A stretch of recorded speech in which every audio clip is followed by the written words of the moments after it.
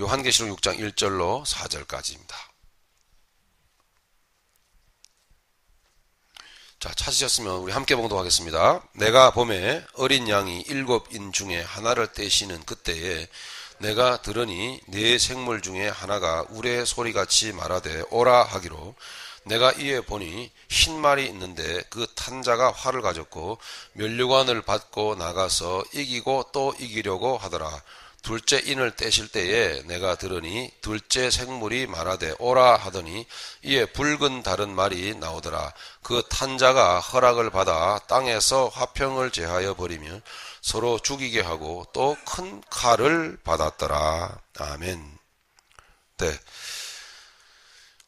우리 지난주에 좀 많은 말을 제가 했습니다만 굉장히 우리가 이제 본격적으로 우리 주님이 인을 떼시는 이 장면으로 우리가 들어갔는데 이것이 무엇을 의미하는지를 먼저 사전 지식적으로 우리가 좀 이해하고 알아야 우리 요한계시록 전체를 쉽게 풀어갈 수 있기 때문에 좀 많은 이야기들을 하였습니다. 전통적으로 우리 개신교회는 이 요한계시록을 두려워했습니다. 요한계시록을 설교를 하려고 하지 않았습니다. 요한계시록만 여러분 주석이 27종이 있습니다. 제가 아는 바로는 27종이나 있습니다. 그러니까 그 27종이나 되는 요한계시록 주석이 다 각기 조금씩 다 달라요. 그러다 보니까 워낙 어려운 말들로 기록되어져 있고 해석상의 어려움도 있기 때문에 안 하려고 그랬어요. 잘못하다가는 하나님으로부터 책망을 받을 것만 같아서 아마 그랬었을 것 같아요. 그래서 요한계시록을 이렇게 건드리지 않았었습니다. 하지만 요한계시록은 엄연히 우리가 들고 다니는 성경책 속에 있습니다. 그리고 요한계시록은 엄연히 이 복음이라고 하는 하나님의 말씀을 마무리하고 있는 책입니다. 그렇기 때문에 요한계시록을 모르면 큰 낭패를 당하게 되는 일이 뭐냐 하면 오히려 반대로 이 기독교 주변의 이단들은 너무나 많이 횡행하고 득세를 하고 있는데 주로 이단들이 집중적으로 다루는 책이 뭐냐면 요한계시록입니다. 그런데 이단들이 또 절대 다루지 않는 책이 뭔지 아십니까? 어쩌면은 아니죠. 성경 전체가 우리 모두에게 다 중요하지만 그러니까 우리의 영적인 복음의 삶에 가장 중요한 그리고 가장 엑기스라고 말할 수 있는 복음서와 서신서들. 그죠?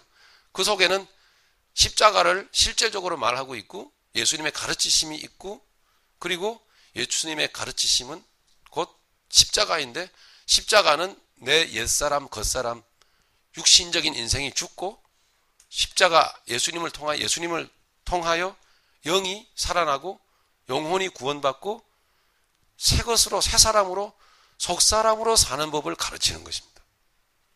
이것이 복음서며 이것이 서신서들입니다. 이게 영으로 사는 것. 이것을 가르치는 것이 실질적인 엑기스를 우리에게 먹이는 그 책이 바로 복음서며 서신서들입니다.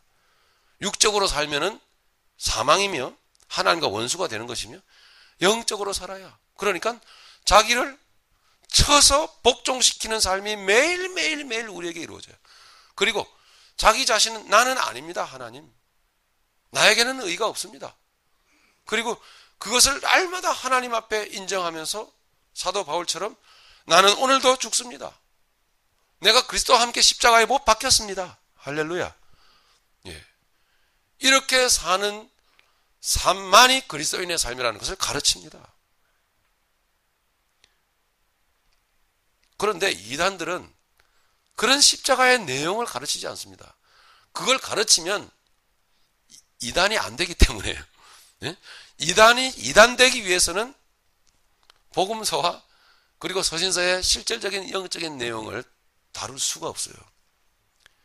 그런 것들은 다 빼버리고 요한계시록만 다룹니다. 요한계시록을 숫자를 풀고 문자를 풀고 수수께끼 풀듯이 풀어내서 공포를 조성을 하고 두려움을 조성을 하게 됩니다. 보십시오, 여러분. 영적으로 준비가 안 된 사람이, 복음의 삶이 뭔지를 모르는 사람이, 성경의 말씀의 엑기스의 내용 자체를 모르는 사람이 종말에 대한 이야기만 들으면 어떻겠어요? 예? 소망이 넘치겠습니까? 아니에요. 무서운 거예요. 그러니까 어떻게 해요? 다 몰리죠. 예? 그러니까 일반적으로 개신교가 잘못했던 부분, 손을 못 대고 있는 부분을 이단들이 손대게 만들어버려요. 교회 안에 있는 신자들은 종말에 대한 그 내용을 아무것도 모르고 영적인 삶도 모르는 그저 종교인만 되어버린 까닭에 이단 사설에 휩쓸려 다니고 미혹당하고 유혹당해서 그 인생을 절단나는 모습들을 우리는 많이 보았잖아요. 자, 그런 중요한 문제를 가지고 있는 책이 바로 요한계시록입니다. 자, 요한계시록은 신비로운 어떤 수수께끼가 기록되어져 있는 책이 아니고 무슨 책이었죠? 복음입니다. 여러분, 복음. 복음. 믿음의 사람의 모습들이 마지막 때에 어떠하더라는 것을 가르칩니다. 그게 바로 일곱 교회의 모습입니다. 우리의 모습. 그 연약한 모습을 주님이 지적을 하시고 주님은 그러나 완성된 교회의 모습을 보여주시면서 용기를 우리에게 불어넣어 주십니다. 그리고 이 마지막 때라고 하는 것은 바로 예수님이 오셨을 때부터 지금까지 계속되고 있다는 것. 그것을 우리에게 또한 가르치는 겁니다. 그렇기 때문에 이 인을 뗀다라고 하는 것은 미래에 이루어질 미래의 어떤 시점이나 미래의 어떤 때에 이루어질 역사가 아니고 영적으로 성령께서 지금 복음을 열어가시는 것을 말씀하고 있다는 것입니다. 그러면 인을 뗀다라는 것은 이미 2000년의 어떤 종말의 때에 하나님이 하시는 일이에요. 영적으로 하나님이 계속 열어주시는 그건 하나님의 역사를 말한다는 것입니다. 예, 이것을 사전 지식적으로 잘 알아야 돼요. 앞으로 올 일이 아니에요. 지금 우리에게 이루어지고 있는 것입니다. 바로 지금 이것을 알아야 됩니다. 그래서 지금 보면 인을 하나씩 뗄 때마다 검은색 말이 등장을 하게 됩니다. 그 다음에 붉은 말이 등장합니다. 청황색 말이 등장합니다. 이건 뭐예요? 말이 나타나는 게 아니라 그랬죠? 상징입니다. 상징. 그 말이 나타나는 그 상징적인 어떤 단어들이 요한계시록에 나오는 이유는 뭐예요? 어디서 인용을 했다고요? 구약 성경이었어요. 요한계시록은 있죠, 여러분. 반드시 요한계시록만 갖고 풀면 안 돼요. 반드시 잘못되게 되어 있습니다. 요한계시록은 복음이기 때문에 다른 복음들, 특별히 구약 성경을 통해서 어떻게 예언하셨는지를, 어떻게 하나님이 계획하셨는지를 연결시켜서 봐야 정확하게 되어 있어요. 그래서 이 요한계시록이 어디서 왔다고요? 대부분 오늘 이 요한계시록 6장 인의 재앙들은 어디서 나왔다고요? 에스겔서요. 스가랴서와 에스겔서에서 인용되어진 것입니다, 여러분. 네. 그래서 하나님의 계획과 뜻은 통하고 있는 거예요. 즉 무슨 얘기예요? 하나님이 하시는 말씀은 일관되게 동일하다는 거예요. 오직 예수 십자가, 영혼, 구원, 거기에 초점이 맞춰져 있어요. 그러니까 뭐예요? 헛다리. 어떤 사람은 은사, 어떤 사람은 세상의 성공, 어떤 사람은 문제 해결. 이건 다 여러분 헛다리 짚는 거예요. 헛다리. 창세기부터 계시록까지 하나님이 일관되게 말씀하시는 것, 하나님의 그 뼈대 기준에서 벗어나면 절대 안 되는 거예요, 여러분. 그거 한 가지 여러분 건지는 겁니다. 요한계시록에서. 절대로 여러분 이단 사설에 미혹될 이유가 하나도 없어요. 요한계시록은 어려운 책이 아니라 얼마나 쉬운 책이라는 것을 여러분 이미 아셨을 겁니다. 이게 다른 게 아니구나. 이게 요한계시록, 이게 마태, 마가, 누가, 요한복음이고, 요한계시록 이게 바로 빌립보서고, 이게 바로 로마서고, 이게 바로 갈라디아서고, 이게 바로 고린도전후서구나. 이게 바로 골로새서구나. 이런 것들을 여러분 알게 되십니다. 이 속에 영적으로 사는 법을 가르치고 계시기 때문입니다. 계속.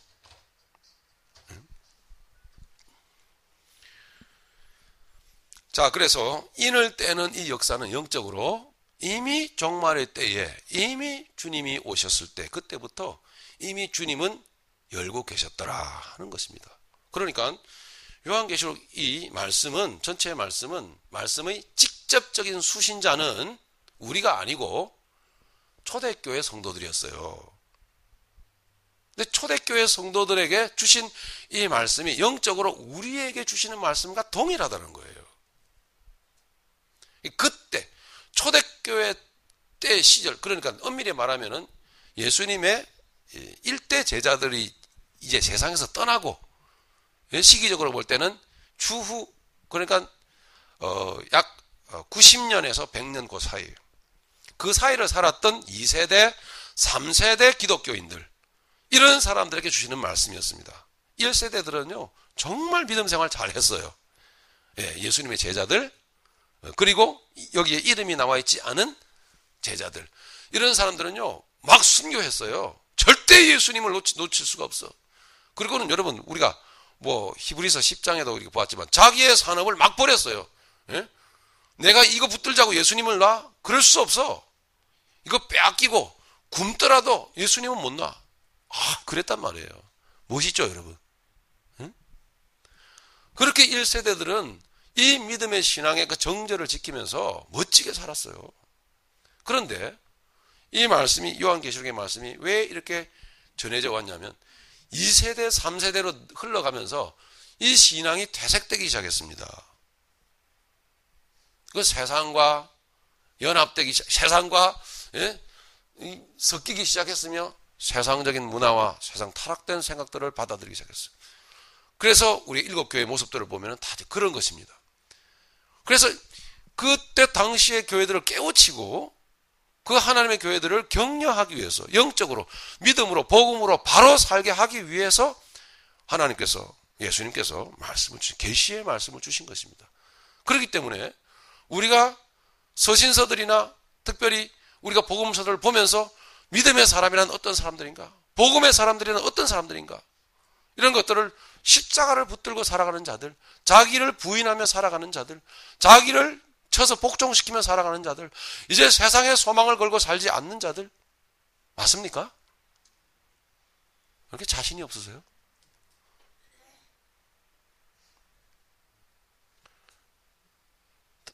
좀 더 각오의 허리띠를 졸라매시고 그리스도인이 되어야 하지 않겠는가? 이런 마음의 각오를 졸라매셔야 돼요. 여러분들의 나날은 길지 않습니다. 그렇게 우리의 나날들은 길지 않습니다. 여러분. 맞습니까? 네. 우리의 날들은 길지 않아요. 그리스도인들이란 내 날은 길지 않다. 그렇기 때문에 내 사는 날 동안 어떻게 해요? 성실하게 살자. 할렐루야. 어떻게 해요? 복음으로 열심히 살자. 이게 그리스도인입니다, 여러분. 세상적인 욕망에 코 빠뜨리고, 거기에 내 마음이 쏙 쏟아져가지고 살기에는 내 인생이 너무 짧다. 그리고 그 이후의 인생이 나를 기다리고 있다. 그게 그리스도인 아닙니까? 그게 진짜 그리스도인 아니에요?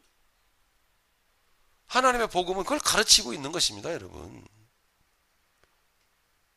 그래서 믿음의 사람들은 영적으로 건강할 뿐만 아니라 믿음의 사람들은, 그리스도인들은 부지런합니다.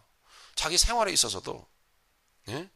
가정을 섬기는 일, 가정에서 하는 일, 여러분 교회에서도 섬기는 일, 자기 직장에서 하는 일, 그것이 내가 이 세상에서 오래오래 내가 잘 살겠다라고 하는 그런 막연한 욕망으로 부지런을 떠는 것이 아니고, 열심히 사는 것이 아니고, 내가 살아갈 날이 많지 않다라는 것을 깨달으면서, 인식하면서 사는 날 동안 내가 열심히 살아야 되지 않겠는가. 할렐루야. 그것이 바로 복음의 사람들 아닙니까?